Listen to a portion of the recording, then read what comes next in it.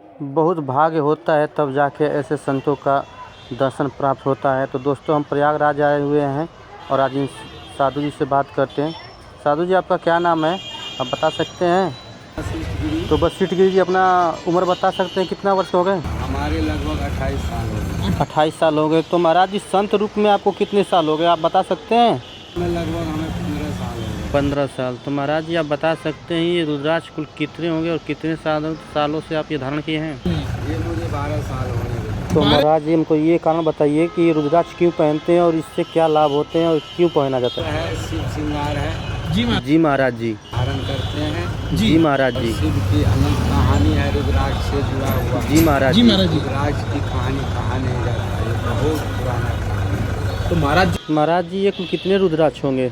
लगभग अनगिनती, अभी गिनती नहीं किया हूँ। अनगिनती है। तो महाराज जी जिस प्रकार से रुद्राक्ष एक मुखी होते हैं, दो मुखी होते हैं, तो इसमें सब तरह के रुद्राक्ष सब मुखी है इसमें।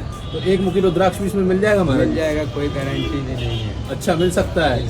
तो बहुत महाराज जी बताया जाता है बहुत अनमोल होता है एक मुखी। जी। तो महाराज जी ये संत भेष धारण किए हुए कितने वर्ष हो गए आपको, ये संत भेष धारण किए? 12 साल हो गए। महाराज जी 12 साल हो गए। तो 12 साल महाराज जी आप जो रुद्राक्ष पहने हैं तो इसके पीछे कुछ आपको कारण रहा होगा जो पहनने का, इसके पीछे कुछ आप तो जानते होंगे?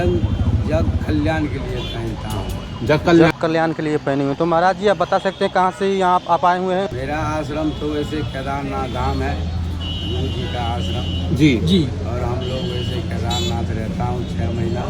जी। और 6 महीना और कुछ दिन हरिद्वार रहता हूँ, जूना अखाड़े में अपना जूना अखाड़ा है। अच्छा जी। वहाँ रहता हूँ जी। और फिर थोड़ा बहुत इधर उधर भ्रमण करता हूँ। जी महाराज जी आपने केदारनाथ में ही आपको देखे हुए हैं।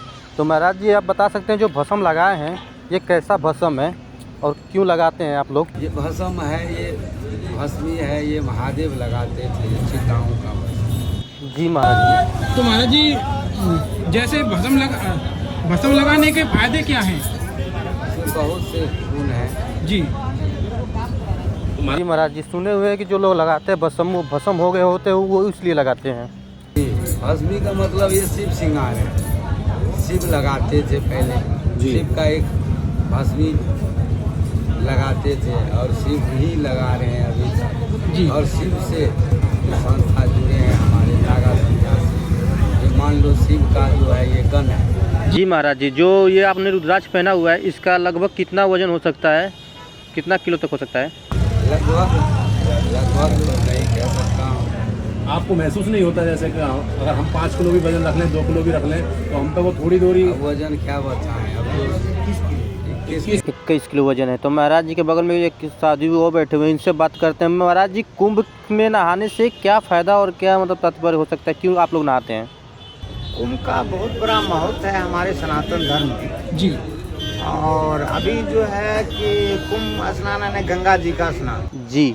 तो कुंभ के समय जो है विशेष इस गंगा स्नान का महत्व है। जी महाराज जी। इसमें बहुत विशेष मुहूर्त होती है। जी। और जी महाराज जी। किसी समय अमृत का मतन हुआ था। जी। तो उसी समय अमृत का जो वास हुआ था गंगा जी में। जी महाराज जी। उसी समय से कुंभ लगता है। जी। तो ये जब से वो लगता है और वो जो समय आता है जी। तो उस समय कुंभ लगता है। जी महाराज तो जी। कुंभ में हमारे सनातन धर्म में जो भी हिंदू बहन भाई हैं, हमारे जी। सनातन प्रेमी हैं, जी। वो से हमारे जो मुख्य इष्ट है गंगा जी। जी।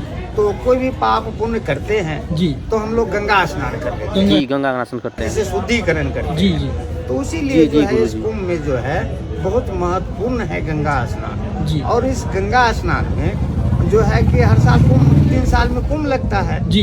तो ये 12 साल में प्रयाग में जो है महाकुंभ लगते हैं। जी। तो ये महाकुंभ है, इसमें जो भी श्रद्धालु आते हैं जी। इस कुंभ में स्नान करते हैं श्रद्धा पूर्वक, उसका विशेष रूप से उसके जो किए हुए पाप पुण्य हैं जी। वो कट जाते हैं। कट जाते हैं। पाप पुण्य विशेष करने का कारण क्या है? एक तो आते हैं वो और यहाँ आकर के गंगा स्नान करते हैं। जी।